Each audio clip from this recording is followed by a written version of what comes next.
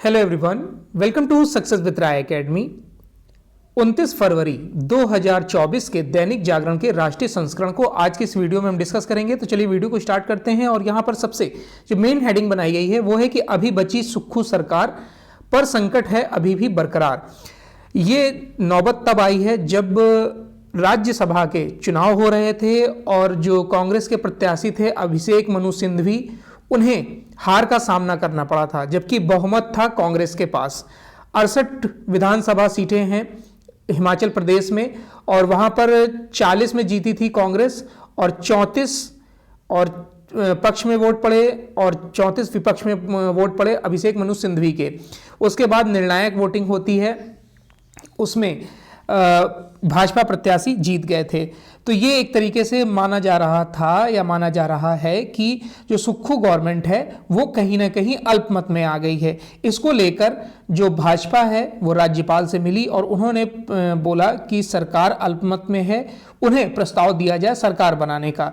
लेकिन उसके बाद कांग्रेस भी एक्टिव हुई और उन्होंने अपने सभी विधानसभा सदस्यों के साथ मीटिंग की, बंद कमरे में मीटिंग की और कौन किस तरीके से और क्यों नाराज है इस पर चर्चा की गई और उसके बाद एकजुटता का संदेश दिया गया है। खुद मुख्यमंत्री सुखविंदर सिंह सुक्खू ने बोला है कि जो लोग नाराज हैं उन्हें मना लिया जाएगा, सरकार पर किसी प्रकार का कोई संकट नहीं है। न्यूज में यह बताया गया है कि देखिए, हिमाचल प्रदेश में राज्यसभा चुनाव में क्रॉस वोटिंग के बाद शुरू हुआ राजनीतिक खेल और तेज हो गया है। नेता प्रतिपक्ष जयराम ठाकुर भाजपा विधायकों के साथ बुधवार सुबह 7:30 बजे राजभवन पहुंचे और राज्यपाल शिव प्रताप शुक्ल को घटनाक्रम से अवगत कराते हुए कहा कि सरकार अल्पमत में है। जिस तरह कांग्रेस के विधायकों ने क्रॉस वोटिंग की, उसके बाद माना जा रहा था कि जो बुधवार को बजट पारित नहीं होगा और सरकार गिर जाएगी, लेकिन विपक्ष की अनुपस्थिति में बजट ध्वनि मत से पारित हो गया। इसके बाद विधानसभा अध्यक्ष कुलदीप सिंह पठानिया ने सदन की कार्रवाई एक दिन पहले ही अनिश्चितकाल के लिए स्थगित कर दी। 2 दिन से चल रही उठापटक के बीच सुखविंदर सिंह सुक्खू सरकार अभी भले ही बच गई हो, लेकिन संकट अभी भी बरकरार है। 68 सदस्यीय विधानसभा में कांग्रेस के 40, भाजपा के 25 व 3 निर्दलीय विधायक शामिल हैं। बावजूद इसके राज्यसभा चुनाव में दोनों दलों को 34-34 वोट मिले। कांग्रेस के 6 और 3 निर्दलीय जो विधायक थे उन्होंने कांग्रेस को की बजाय भाजपा को वोट कर दिया, इसलिए अभिषेक मनु सिंघवी हार गए थे। तो हालांकि अभी तो सरकार बच गई है, लेकिन ये संकट बरकरार है। खनन घोटाले में अखिलेश को नोटिस, सीबीआई ने किया तलब। बहुचर्चित खनन घोटाले में सपा अध्यक्ष अखिलेश यादव पर सीबीआई शिकंजा कसने को तैयार है। सीबीआई ने हमीरपुर में हुए खनन घोटाले को लेकर 2019 में दर्ज एफआईआर के तहत नोटिस देकर अखिलेश यादव को 29 फरवरी को पूछताछ के लिए बुलाया है। हालांकि इस केस में अखिलेश नामजद आरोपी नहीं है। खनन पट्टों के आवंटन की प्रक्रिया में हुए खेल को लेकर अखिलेश से बतौर गवाह सवाल जवाब हो सकते हैं। सीआरपीसी की धारा 160 के तहत जांच में बतौर गवाह सम्मन जारी किया गया है। खनन घोटाले की जांच ईडी भी कर रही है। सपा शासनकाल में हुए खनन घोटाले में सीबीआई ने 2 जनवरी 2019 को एफआईआर दर्ज की थी। हमीरपुर में हुए खनन घोटाले को लेकर 2018 बैच के आईएएस अधिकारी बी चंद्रकला, जो तत्कालीन डीएम है हमीरपुर की, व एमएलसी रमेश मिश्रा समेत 11 नामजद आरोपितों समेत अन्य अज्ञात के विरुद्ध एफआईआर दर्ज कर जांच शुरू की गई थी। सीबीआई ने 5 जनवरी 2019 को बी चंद्रकला के लखनऊ के फ्लैट समेत अन्य जिलों में खनन विभाग के कर्मचारियों व ठेकेदारों के 14 ठिकानों पर छापेमारी की थी। हाई कोर्ट के आदेश पर सीबीआई ने हमीरपुर, शामली, फतेहपुर, देवरिया, सिद्धार्थनगर व अन्य जिलों में 2012 से 2016 के बीच हुए खनन में धांधली की शिकायतों पर मार्च 2017 में 7 प्रारंभिक जांच दर्ज की थी। तो अखिलेश यादव की भी चुनाव के समय जो समस्याएं हैं वो बढ़ सकती हैं। नेक्स्ट न्यूज पर आते हैं। देश में सबसे बड़ी ड्रग्स की खेप बरामद। भारतीय सुरक्षा एजेंसियों ने अंतर्राष्ट्रीय ड्रग्स रैकेट के खिलाफ कार्रवाई करते हुए देश में अब तक की सबसे बड़ी खेप बरामद की है। ईरान के चाबहार पोर्ट से चली नाव से 5 विदेशी तस्करों के साथ 3,300 किलोग्राम से अधिक ड्रग्स जब्त की गई है। इसे गुजरात की सीमा से 60 नॉटिकल माइल्स की दूरी पर पकड़कर पोरबंदर लाया गया है। नेशनल नारकोटिक्स ब्यूरो, नौसेना और गुजरात पुलिस की संयुक्त कार्रवाई में मिली सफलता पर केंद्रीय गृह मंत्री अमित शाह ने बधाई दी है। एनसीबी के महानिदेशक एसएन प्रधान के अनुसार एजेंसियां पिछले कुछ सप्ताह से ड्रग्स की खेप के अरब सागर के रास्ते आने की खुफिया जानकारी पर कार्य कर रही थी। खुफिया जानकारी पर सेना, गुजरात पुलिस और एनसीबी ने आगे काम किया और ड्रग्स से लदी नौका की पहचान कर उसे जब्त किया। इसके लिए सेना की ओर से टोही विमानों की मदद ली गई। उसके कमांडो ने ऑपरेशन कर नौका पर मौजूद 5 लोगों को काबू में किया और नाव से ड्रग्स के अलावा 1 थुराया और 4 मोबाइल फोन बरामद किए हैं। केंद्रीय योजनाओं पर अपना स्टिकर लगाना द्रमुक की फितरत। प्रधानमंत्री नरेंद्र मोदी ने बुधवार को तमिलनाडु में सत्तारूढ़ द्रमुक को निशाने पर रखा और कहा कि वह खुद काम करती नहीं है और केंद्र की योजनाओं का श्रेय लेने में जुटी रहती है। अब तो द्रमुक ने सारी हद पार कर दी है। उन्होंने तमिलनाडु में इसरो प्रक्षेपण परिसर का श्रेय लेने के लिए प्रकाशित विज्ञापन में रॉकेट पर चीन का स्टिकर चिपका दिया है। यह हमारे देश का अपमान है, इसरो का अपमान है, हमारे देशभक्त अंतरिक्ष विज्ञानियों का अपमान है। तमिलनाडु में लोग द्रमुक को इसके लिए सजा देंगे। प्रधानमंत्री तमिलनाडु के थुथुकुडी में इसरो के एक नए प्रक्षेपण परिसर सहित लगभग 17,000 करोड़ से अधिक की परियोजनाओं का शिलान्यास कर रहे थे। नेक्स्ट न्यूज है, मई जून 2029 में हो सकते हैं देश में एक साथ चुनाव। देखिए, अगर सब कुछ सही रहा तो मई और जून 2029 में एक राष्ट्र एक चुनाव की योजना अमल में आ सकती है। सूत्रों के अनुसार विधि आयोग संविधान में एक राष्ट्र एक चुनाव पर एक नया अध्याय जोड़ने और 2029 के मध्य तक देश भर में लोकसभा, विधानसभा और स्थानीय निकायों के चुनाव एक साथ कराने की लोकतांत्रिक प्रक्रिया की सिफारिश कर सकता है। इसमें जस्टिस ऋतुराज अवस्थी की अध्यक्षता वाला आयोग एक साथ चुनाव पर नया अध्याय या खंड जोड़ने के लिए संविधान में संशोधन की सिफारिश करेगा। आयोग अगले 5 वर्षों में 3 चरणों में विधानसभाओं के कार्यकाल को एक साथ करने की सिफारिश करेगा ताकि देश भर में पहली बार एक साथ चुनाव मई जून 2029 में 19वीं लोकसभा के चुनाव एक साथ हो सकें। संविधान के नए अध्याय में एक साथ चुनाव की स्थिरता और लोकसभा, विधानसभाओं, पंचायतों और नगर पालिकाओं के लिए समान मतदाता सूची से संबंधित मुद्दे शामिल होंगे ताकि त्रिस्तरीय चुनाव एक साथ व एक बार में ही हो सकें।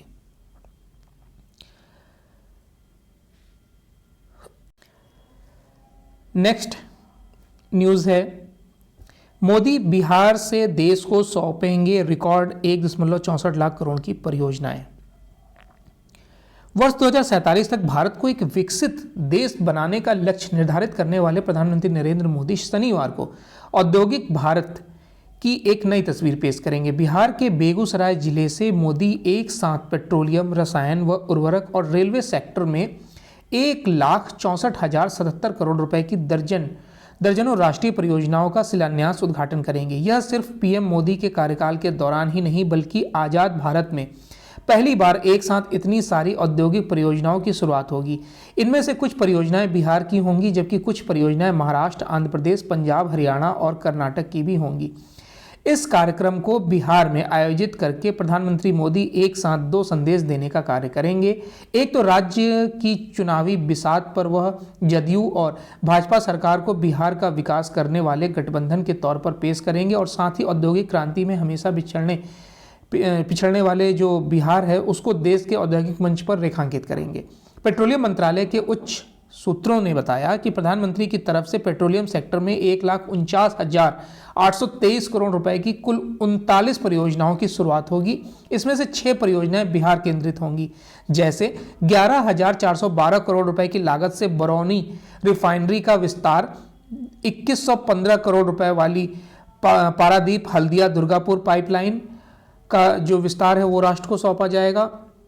इसी तरीके से पटना मुजफ्फरपुर तक विस्तार, मोतिहारी मुजफ्फरपुर एलपीजी पाइपलाइन, इस तरीके की कई परियोजनाओं का इसमें शिलान्यास किया जाएगा जिससे बिहार की जनता को फायदा होगा।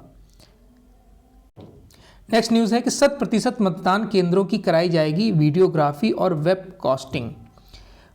चुनावी पारदर्शिता को लेकर राजनीतिक दल सक्रिय हैं। लोकसभा चुनाव से पहले जहां कांग्रेस 100% ईवीएम को वीवीपैट से मिलान की मांग कर रही है, वहीं भाजपा प्रतिनिधिमंडल ने बुधवार को चुनाव आयुक्त से मुलाकात कर 100% मतदान केंद्रों को वीडियोग्राफी और वेबकास्टिंग कराने की मांग की है। मतदाता की पहचान की इस दोहरी व्यवस्था से गड़बड़ी की आशंका बिल्कुल भी नहीं होगी।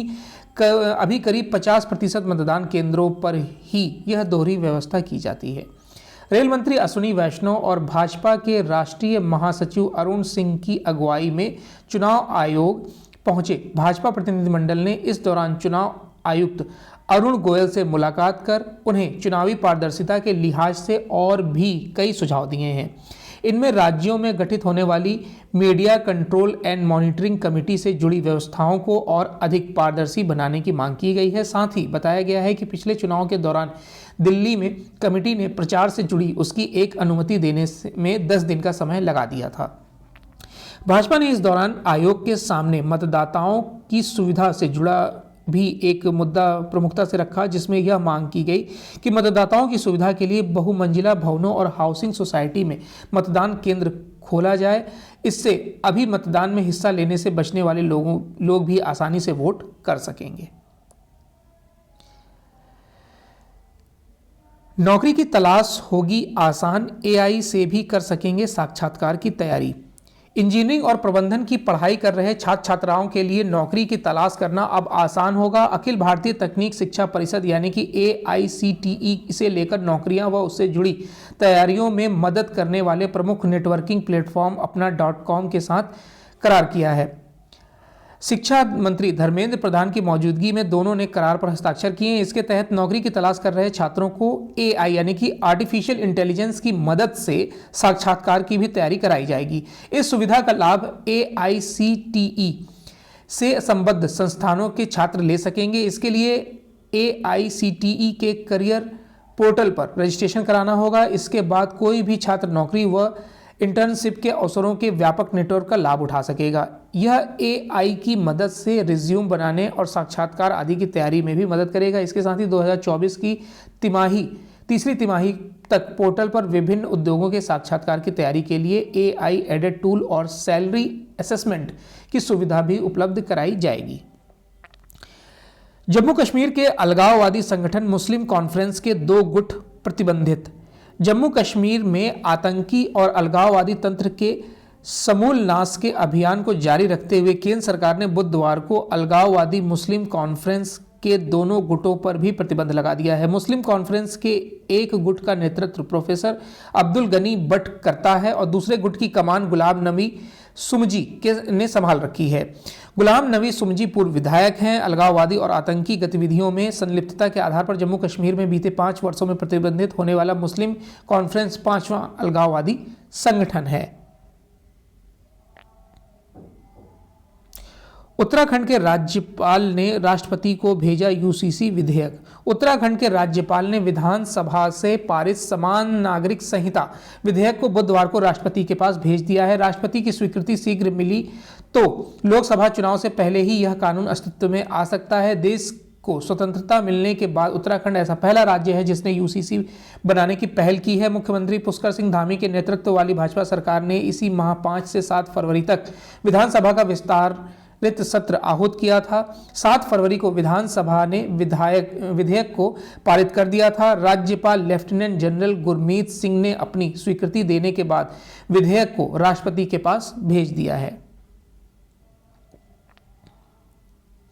बंगाल में गंगा का पानी नहाने के लायक भी नहीं। NGT नेशनल ग्रीन ट्रिब्यूनल ने कहा है कि बंगाल में गंगा नदी का पानी नहाने के लिए भी उपयुक्त नहीं है। इसके पूरे हिस्से में मल कोलिफॉर्म की मात्रा अधिक है। NGT ने रेखांकित किया है कि 258.67 मिलियन लीटर प्रतिदिन सीवेज सीधे नदी में बह रहा है। इसके साथ ही NGT ने संबंधित अधिकारियों को चेताया है कि यदि इस प्रदूषण से निपटने के लिए पर्याप्त कदम नहीं उठाए गए तो जुर्माना लगाया जाएगा।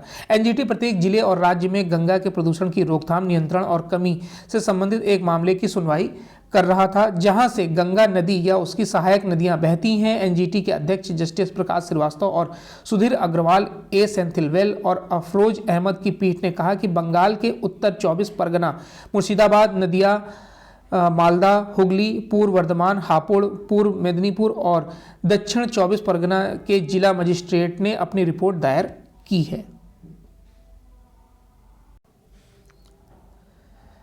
नेक्स्ट न्यूज़ है एडिटोरियल पेज से कि एमएसपी से लाभ कम, हानि अधिक।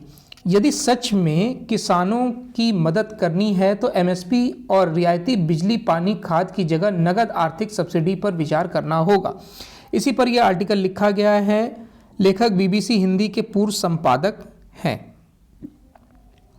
पंजाब में किसान संगठनों की कुछ मांगों पर सरकार के गले की हड्डी बनती जा रही है। ये मांगे फसलों के न्यूनतम समर्थन मूल्य यानी कि एमएसपी को बढ़ाने की मांग, अब उन्हें लागत से 1.5 गुना करने और सभी 23 फसलों पर लागू करने और अनाज व्यापारियों के लिए भी बाध्यकारी बनाने की गारंटी के बदले बदल गई है। इसका कानून बनाने और विश्व व्यापार संगठन के दायरे से बाहर होने की मांग भी जोड़ दे गई है। किसानों को पर्यावरण कानूनों के दायरे से बाहर रखने की मांग भी शामिल की गई है, जो घातक होती जा रही जलवायु को देखते हुए बेहद चिंताजनक है। जलवायु परिवर्तन की रोकथाम के लिए अमेरिका, चीन और यूरोप समेत विश्व भर के किसानों ने देश के किसानों ने उपज पर एमएसपी देना बंद करते हुए पर्यावरण और जैविक विविधता के संरक्षण की शर्तों पर सीधी आर्थिक सहायता देना शुरू किया है, जबकि भारत के किसान पर्यावरण की बात किए बिना केवल एमएसपी बढ़ाने पर तुले हुए हैं। सवाल यह नहीं है कि देश के पास सभी फसलों पर किसानों की लागत के 1.5 गुना एमएसपी की गारंटी देने का सामर्थ्य है या नहीं, इससे महंगाई बढ़ेगी या नहीं, और बढ़ेगी तो कितनी बढ़ेगी, उसका बुरा असर किस वर्ग पर कितना पड़ेगा। सवाल यह है कि एमएसपी की गारंटी के लाभ और नुकसान क्या हैं। अमेरिका, यूरोप और चीन के अनुभवों से सिद्ध हो चुका है कि एमएसपी के लाभ कम और नुकसान ज़्यादा हैं। उपज पर समर्थन मूल्य की सहायता सबसे पहले अमेरिका ने शुरू की थी। हालांकि जल और जमीन के अत्यधिक दोहन और प्रदूषण से बढ़े अनाज, डेयरी और मांस से उत्पादन से बाजार भाव तेजी से गिरने लगे हैं और अमेरिका को 2 दशकों के भीतर ही समर्थन मूल्य की नीति छोड़कर सीधी नगद सहायता की नीति अपनानी पड़ी है। अपने देश में पंजाब, हरियाणा, पश्चिमी उत्तर प्रदेश और राजस्थान के कुछ हिस्सों में किसानों ने एमएसपी के साथ साथ मुफ्त या सस्ती बिजली, सस्ती खाद और कीटनाशक मिलने के कारण धान और गन्ने जैसे पानी की भारी खपत वाली फसलें लगाकर भूजल पर स्तर पाताल में पहुंचा दिया है। इससे उर्वरक शक्ति का भी ह्रास हुआ है। हरित क्रांति के अग्रदूत पंजाब की लगभग 39% जमीन उपजाऊ शक्ति गंवाकर खारी हो चुकी है। राज्य के अधिकतर ब्लॉक में भूजल स्तर 150 से 200 मीटर नीचे चला गया है। इससे भविष्य में जमीन के बंजर हो जाने का खतरा बढ़ गया है। हरियाणा, पश्चिमी उत्तर प्रदेश और राजस्थान के नहरी सिंचाई वाले इलाके में भी स्थिति गंभीर होती जा रही है। औसत पैदावार की रफ्तार भी थम गई है। भारत में गेहूं की औसत उपज 3.5 टन प्रति हेक्टेयर तक भी पहुंच गई है, जबकि जर्मनी में 8 टन, रूस और यूक्रेन में 5 टन और अर्जेंटीना और अमेरिका में 4 टन प्रति हेक्टेयर के ऊपर है। भारत में लागत भी इन सबसे अधिक है। यदि देश के अधिकांश किसानों की मदद करनी है तो एमएसपी और रियायती बिजली, पानी और खाद जैसी सब्सिडियों की जगह सीधे आर्थिक सब्सिडी पर विचार करना होगा। देश विदेश से अनेक शोध पत्रों से सिद्ध हुआ है कि सीधी आर्थिक सब्सिडी अधिक समावेशी और कारगर है। इन सब्सिडी के साथ जल संचय, पर्यावरण संरक्षण और फसल विविधता की शर्तों को भी जोड़ा जाए ताकि जरूरत पर हर अनाज पैदा हो सके और खाद्य तेल के आयात पर भारी व्यय न करना पड़े। बचे हुए वित्तीय संसाधनों को सरकार उन्नत बीज विकास, मृदा संरक्षण और देहात में रोजगार की योजनाओं पर खर्च कर सकती है। पेपर लीक ना होने की मिले गारंटी। देखिए, राज्यों में भले ही सरकारें अलग अलग दलों की हों, मगर उनमें पेपर लीक का मामला एक जैसा ही है। इसी पर आर्टिकल लिखा गया है जेएनयू के अटल स्कूल ऑफ मैनेजमेंट के प्रोफेसर डॉक्टर ब्रजेश कुमार तिवारी द्वारा। तो पिछले दिनों 4 पालियों में हुई यूपी पुलिस की कांस्टेबल भर्ती परीक्षा का पेपर लीक होने के चलते निरस्त कर दिया गया। फिलहाल उत्तर प्रदेश सरकार इसकी जांच कर रही है। उसने छात्रों को 6 माह के अंदर दोबारा परीक्षा कराने का भरोसा दिया है। सरकारी नौकरी पाना लाखों युवाओं का सपना होता है, जिसे सरकार साकार करने के लिए वैकेंसी निकालती रहती है। लेकिन अब जब पेपर लीक हो जाता है तो उनके वर्षों के परिश्रम पर पानी फिर जाता है। माता पिता द्वारा उन पर खर्च किया गया पैसा भी व्यर्थ चला जाता है। जो भी उम्मीदवार दूर दराज से परीक्षा देने आते हैं उनके आने जाने और रहने का पूरा खर्च बर्बाद हो जाता है। हालांकि सरकारें इसे लेकर गंभीर दिखती हैं, फिर भी पेपर लीक रोकने के उनके प्रयास नाकाफी साबित हो रहे हैं। बात यहाँ नियत और नीति दोनों की है, जिसका जवाब युवा जो वर्षों से तलाश रहे हैं। हर बार जब तक जांच होती है तब तक पेपर लीक की दूसरी घटना घटित हो जाती है। राज्य में भले ही सरकारें अलग अलग हों, लेकिन पार्टी अलग अलग हो, लेकिन पेपर लीक का जो सिस्टम है वो एक जैसा होता है कि कोई भी महत्वपूर्ण वैकेंसी आई, पेपर लीक हो जाता है। पेपर लीक न रोक पाना संबंधित परीक्षा आयोजित करने वाली संस्थाओं और सरकार की एक बड़ी नाकामी है। यह केवल परीक्षा व्यवस्था में खामी का मामला नहीं है, बल्कि लाखों युवाओं के सपनों को चकनाचूर करने वाला एक अत्यंत जघन्य अपराध है। भारत एक युवा देश है, युवाओं के सपने भी बड़े हैं, ये परिश्रमी एवं प्रभावशाली हैं और तमाम कठिनाइयां एवं अभावों से संघर्ष कर इन प्रतियोगी परीक्षाओं की तैयारी करते हैं। अव्वल तो देश में सभी भर्ती परीक्षाएं नियमित अंतराल पर होती नहीं हैं और जब होती हैं तो पेपर लीक की भेंट चढ़ जाती हैं, तो ये एक बड़ी समस्या है। यह आवश्यक है कि पेपर लीक के मामले को 1 महीने के भीतर निपटाने के लिए फास्ट ट्रैक कोर्ट में सुनवाई सुनिश्चित की जाए। किसी कोचिंग संस्था की संलिप्तता मिलने पर सिर्फ संबंधित आरोपितों पर ही कार्रवाई न हो, बल्कि उस कोचिंग संस्था को भी बंद किया जाना चाहिए। पेपर तैयार होने से लेकर परीक्षा केंद्रों तक उनके वितरण तक की प्रक्रिया में सैकड़ों लोग शामिल रहते हैं। ऐसे में कोई एक कमजोर कड़ी भी दबाव या प्रलोभन में पेपर लीक जैसे गुनाह कर बैठती है। इसलिए ऊपर से नीचे तक सभी की जिम्मेदारी तय होनी चाहिए। चूंकि हर युवा को सरकारी नौकरी नहीं मिल सकती है, इसलिए आज भारत में स्टार्टअप और स्वरोजगार का चलन तेजी से बढ़ रहा है और बहुत से युवा प्राइवेट नौकरियों को तवज्जो दे रहे हैं। फिर भी जो छात्र सरकारी नौकरियों की तैयारी में जीवन खपा देते हैं, उनके साथ पेपर लीक का मजाक बंद होना चाहिए। सरकारों को इसकी गारंटी देनी चाहिए। नेक्स्ट न्यूज़ पर आते हैं, जो है बिजनेस पेज से। बिजनेस पेज में पहली न्यूज़ है कि WTO में अपीलीय निकाय की बहाली पर अड़ा भारत।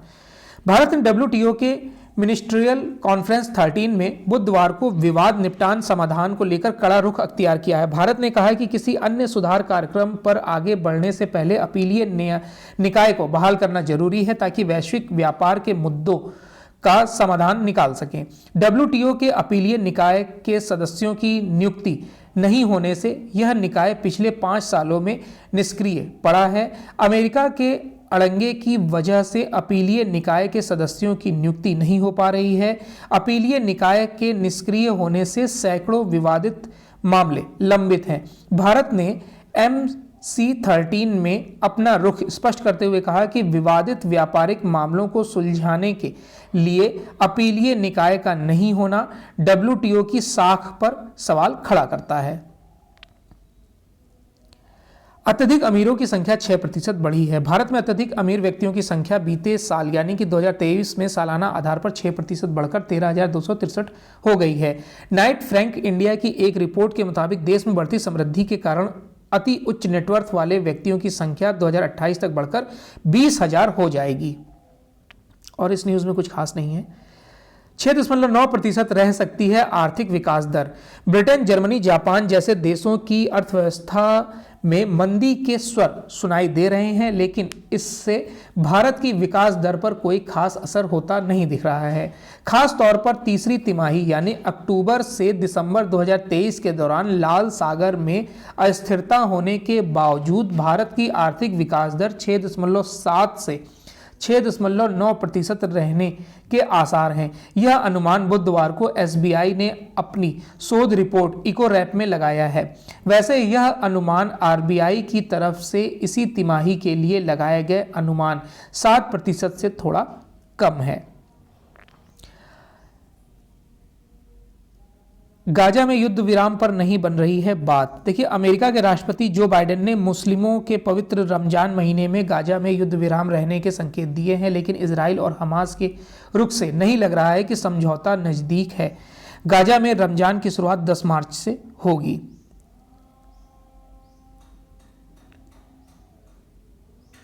सैनिकों की जगह लेने मालदीव पहुंचा भारतीय असैन्य दल। मालदीव में भारतीय सैनिकों का स्थान लेने के लिए असैन्य दल मंगलवार रात पहुंच गया। सैनिकों के पहले दल की वापसी की समय सीमा 10 मार्च तय की गई है। समझौते के अनुसार मालदीव में तैनात सभी 88 भारतीय सैनिकों की स्वदेश वापसी 3 चरणों में 10 मई तक पूरी हो जाएगी। भारत से गया असैन्य दल अब मालदीव में भारतीय सैनिकों द्वारा संचालित तीनों एविएशन प्लेटफॉर्म का संचालन व रखरखाव करेगा।